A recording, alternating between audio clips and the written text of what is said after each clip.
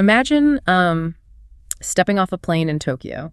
Or maybe you're walking into a bustling cafe in Paris. Oh yeah, setting the scene. Right. And you have studied the language for 3 years. You have dutifully passed every single written test. You've got the flashcards memorized. Exactly. You've maintained this flawless streak on your vocabulary apps, and you've basically memorized the whole textbook. But then a stranger walked up and asks you a completely basic question. Like asking for the time or directions? Yeah, just directions to the train station. And suddenly your mind goes entirely blank.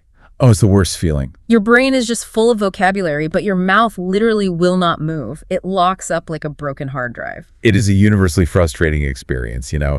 We spend so much time treating language acquisition like a math problem to be solved. Right. Or a database of rules and exceptions that we just download into our brains. We assume that if we have the data, the ability to speak will just naturally follow. Which makes sense logically, I guess. Logically, sure.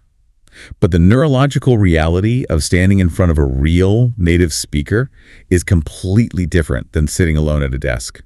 Which is exactly why today's deep dive is so incredibly relevant. Welcome in, everyone. We are thrilled to have you with us today as we explore a piece of source material that, quite honestly, completely flips the traditional academic script on how to become fluent. It really does. We are looking at a transcript for an audio guide, and it's titled The Architect of English Fluency, a Shadowing Practice Guide. And what stands out immediately about this document is that it is not an essay. It's not some theoretical treatise on linguistics. Definitely not. It is a highly active, totally practical, and almost purely physical training manual. It's designed to be interacted with in real time. And our mission today for this deep dive is to deconstruct this specific audio guide to truly understand the underlying mechanics of this technique, which they call shadowing. Shadowing, yeah. We want to look past the surface and discover how a seemingly simple exercise, I mean, literally just listening to an audio track and repeating it out loud, somehow evolves from basic small talk into this incredibly sophisticated tool for, well, cognitive rewiring and confidence building. It's quite a leap. Okay, let's unpack this. Because if you just glance at the core instruction of this guide, it seems, I don't know, almost too simple to be effective. It does feel deceptively simple, for sure. The foundational premise of the entire document rests on one primary directive that's given to the learner right at the very beginning. Which is? Listen carefully, pause the audio, and repeat exactly what you hear. Right. Just listen and repeat. And the text then walks the listener through these highly foundational everyday scenarios. Very basic stuff. Yeah, it starts with the absolute basics, having them say things like, hello, how are you today? Classic textbook opener. Exactly. Then it moves into making small talk about the beautiful weather. Eventually, it touches on free time hobbies, specifically having the learner practice sentences like, in my free time, I like to watch movies and learn English. Which is a bit on the nose, but yeah. Right. And it even gets granular enough to have them specify that they enjoy watching action movies and romantic films. And, you know, the vocabulary itself is entirely mundane. But that mundanity is actually by design. Really? How so? Because the secret of this methodology isn't found in the definitions of the words. The crucial instruction in the guide, the element that actually elevates this practice from just parrot-like repetition into actual neural training, is the insistence that the learner must copy not just the pronunciation, but the rhythm and the emotion of the speaker. Copying the rhythm and the emotion? That concept immediately made me think of learning a musical instrument by ear. Oh, that's a good comparison. Yeah, or like learning a complex dance routine. If you are learning to play the guitar by listening to an old blues record, you aren't just reading sheet music and mathematically calculating where your fingers are supposed to go. Right, you can't just read the notes on a page and get the feel. You are physically mimicking the soul of the performance, right? You are trying to feel the groove of it. Or with a dance, you don't just memorize the geometric placement of your feet on the floor. You look like a robot. Exactly. You have to mimic the kinetic energy of the instructor. You have to embody the movement before you can ever hope to improvise on your own. What's fascinating here is that by focusing on rhythm and emotion right out of the gate, the guide is treating language as a physical and emotional act, not just an academic memorization exercise. Which is a huge shift. It is. It acknowledges something that cognitive linguists know intimately, but text publishers often forget, which is that language is intensely physical. Oh, completely. It requires highly specific muscle memory in your jaw, your tongue, your lips, and even your diaphragm. Every language has its own unique prosody. Prosody. You mean like the underlying melody of the speech? Precisely. The rhythm, the stress patterns, the intonation. English, for example, is a stress-timed language. Meaning what exactly? Meaning we glide over certain syllables and punch others heavily to create a specific beat. If you only memorize vocabulary words from a silent page and then try to speak them out loud. You sound completely flat. Yes. You deliver them flatly using the physical muscle memory of your native language. Yeah. But by forcing the learner to pause an audio track and mimic the exact emotional cadence of a sentence like, yes, the weather is really beautiful today. You're getting the melody right. Exactly. You are training the biological hardware and the neurological software simultaneously. So you are essentially bypassing the hyper-analytical part of the adult brain that desperately wants to translate everything word by word. Yeah. You shut that part off. You are tapping straight into the performative, mimicking centers of the brain.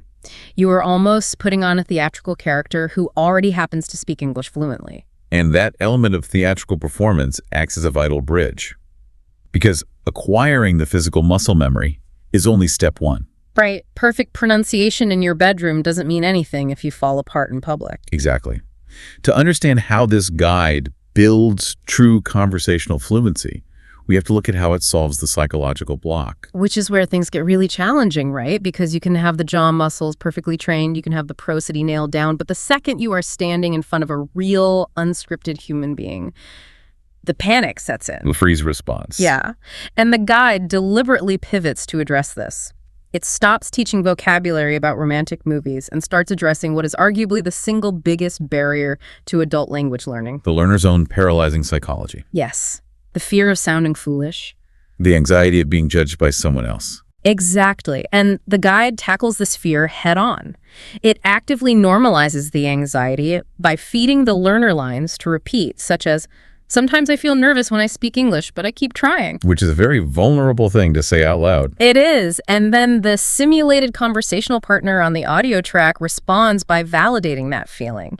It states explicitly that feeling nervous is completely normal. It creates an internal dialogue of self-compassion. It does, and it completely reframes the concept of failure. It has the user vocalize the phrase, I remind myself that making mistakes is part of learning. A great mindset to have. Yeah, and the audio track validates it. It says, that's a great mindset. Mistakes help us grow and improve. But then the text takes it a step further, and I have to be honest, this is where I initially found myself pushing back against the methodology a bit. Oh, what part triggered the skepticism? Well, the guide starts incorporating these direct, highly positive affirmations. Wow. It literally instructs the user to pause the audio and repeat the sentence. I am not afraid of making mistakes anymore. And then, I enjoy speaking English and expressing my thoughts. Now, I have to challenge this. Fair enough, go ahead. If you are terrified of speaking a foreign language, or terrified of public speaking in general, does standing alone in your kitchen and saying, I am not afraid, to an audio track actually cure your real-world anxiety? You're wondering if it's just talk. Yeah. I've tried mirror affirmations before, a big presentation in the past, telling myself I'm confident, and I still walked out on stage and completely bombed. We've all been there. It feels like empty, toxic positivity, you know?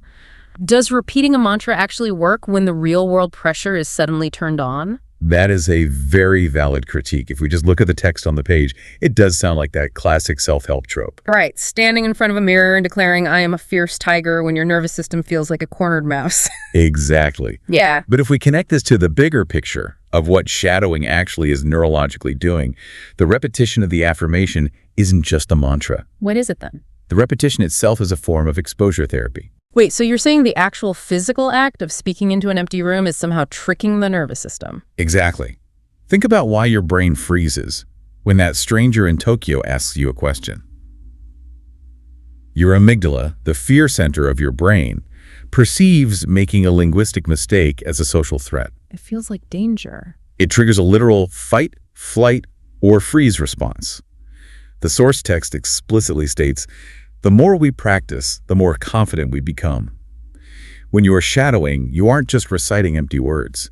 The safety of the pause and repeat format creates a low-stakes sandbox. A sandbox, like a perfectly safe, enclosed environment where you can play and fall over without actually getting hurt. Precisely. In the real world, if you make a mistake, there's a perceived social consequence. The other person might frown, they might not understand you, or you might feel a deep flush of embarrassment. Yeah, the dreaded awkward silence. Right. But in this shadowing exercise, you are doing the terrifying thing. You are speaking the foreign language aloud, formulating the physical act of expressing a thought. But no one is there to judge you. Crucially, yes. You are doing it without the judgment of a live listener.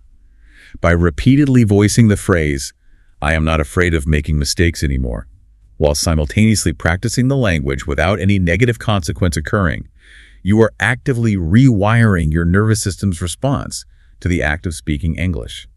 I see the distinction now. So it's not just the semantic meaning of the positive affirmation that does the heavy lifting. No, it's the context. It's the specific context in which you were saying it. You are literally experiencing a mistake-free, judgment-free environment while your mouth forms the words. You are generating evidence for your brain. Yes, you are proving to your amygdala over and over again that speaking this language is not a biological threat. Wow. And the guide explicitly acknowledges the reality of the fear when it says it's completely normal to feel nervous, but confidence comes with practice. It doesn't deny the anxiety. It provides the repetitive action as the antidote. You are building a psychological buffer through simulated exposure. That completely changes how I view those affirmations. It's not just language practice. It's intense emotional regulation practice. It's a dual-purpose tool. So the method first establishes the physical mechanics through rhythm and prosody, and then it builds the psychological buffer through exposure therapy to neutralize the fear. But perfect simulation in a sandbox still isn't the real world. How does it cross that final gap? It moves from outward vocal repetition to inward silent cognition. Right. The material transitions into practical daily application. It advises learners to go out and find friends or use online platforms to test these simulated conversations. To take the training wheels off. But before it sends them out into the wild, it outlines a very specific, solitary daily habit. Here's where it gets really interesting. Oh, the morning routine strategy. Yes, a morning routine. The guide gives a very specific directive. When I wake up in the morning, I try to think in English. Which is incredibly hard to do. It instructs the learner to look around their immediate environment, their bedroom or their kitchen, and actively describe what they see and what they are doing entirely in English inside their own head. It takes the concept of shadowing, which until now has been based on mimicking external audio, and turns it into an internal monologue. And the source material makes a very bold claim about this. It states that this specific daily practice helps the brain think in English faster. A bold claim, but an accurate one. And it doesn't sugarcoat the difficulty. It notes that at first, this internal narration feels incredibly slow and clunky, but it promises that gradually it becomes a natural reflex. It just takes time. I want to pause and ask you, the listener, to actually visualize this. Think about exactly what you did when you woke up this morning. Probably hit snooze. Yeah, you hit snooze, you pulled off the covers, walked to the kitchen, opened the fridge, grabbed the milk, and poured yourself a cup of coffee. If you had to narrate that entire mundane sequence entirely in a second language inside your head right now, how much mental friction would that cause you? For most adults, it would cause a massive amount of cognitive friction, which is exactly why this is such a brilliant, albeit exhausting, technique. Why is it so exhausting, though? Like, what is actually happening in the brain when we try to do that? It comes down to how adults typically learn language versus how toddlers do. When we learn a language academically, we rely on a process called lexical translation. Lexical translation. Okay, break that down for me. So, you see the carton of milk. Your brain immediately pulls up your native word for it. Then, you force your brain to access a mental dictionary, search for the English equivalent, retrieve the word milk, and then formulate the sentence. I see. It's a three-step process. It's clunky, it's slow, and it consumes a massive amount of cognitive energy. It's like having to dig through your computer's entire hard drive every single time you want to open a basic application. That is a perfect analogy. What the morning routine does is force the brain to develop a mental shortcut, what linguists call semantic mapping. Semantic mapping. Right. By waking up and immediately forcing yourself to think, I am opening the fridge, I am grabbing the milk, you are attempting to map the English words directly to the physical objects and the physical actions in real time. You are bypassing the native language entirely. Yes. You are creating a direct desktop shortcut to the application. You are tricking your adult brain into acquiring language the way a toddler does. Because a toddler doesn't translate, right? They just associate the sound milk with the white liquid in the cup. Exactly. They don't have a first language to translate from. And the guide acknowledges that this internal narration is hard work. This raises an important question, though. Which is? Why would a learner subject themselves to this level of mental fatigue before they've even had their morning coffee? Seriously, I can barely speak my native language before coffee. Right. Moving from repeating basic phrases about the weather to literally hijacking your own internal thoughts is a massive cognitive leap. And if you don't have a compelling reason to do it, you're going to quit on day 2. Precisely. Which is why the text carefully bridges the gap between this simulated, almost isolating mental practice and the learner's real-life external goals. The guide explicitly outlines the why behind the hard work.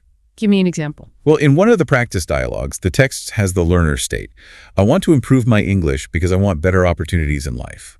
It goes on to elaborate that English can open many doors, specifically pointing out that it can help the learner travel, study, and work in different countries. Oh, I love that.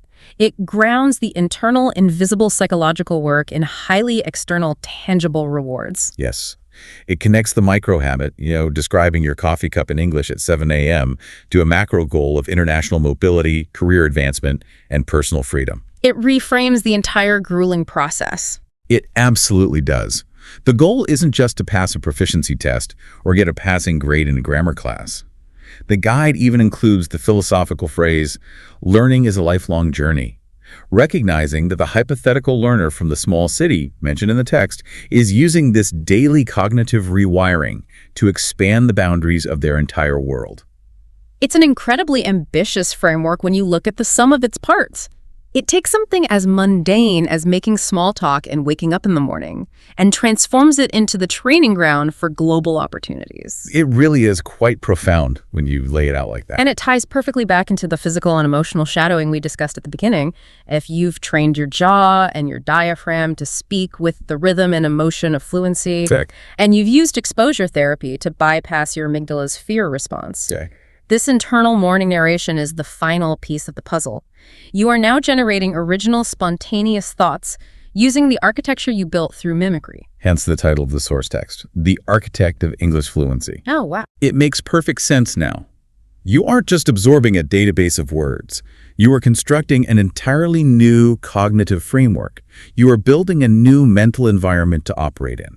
And the raw materials are these small, repeated phrases. Exactly. Infused with physical emotion, practiced in a safe psychological sandbox, until they become a linguistic house you can actually live and think in. So what does this all mean? If we pull all these insights together for you listening right now, the most crucial takeaway is that this source text reveals shadowing to be so much more than a simple vocal exercise. It's way more than just repeating after a tape. It is a highly sophisticated, 3-layered tool. Layer 1 is pure physical mimicry. Locking in the prosody, the rhythm, and the emotion to train the body. Right. Then layer 2 subtly transitions into a psychological buffer, using the safety of a simulated environment as exposure therapy to neutralize the nervous system's fear of making mistakes. Taming the amygdala. Exactly.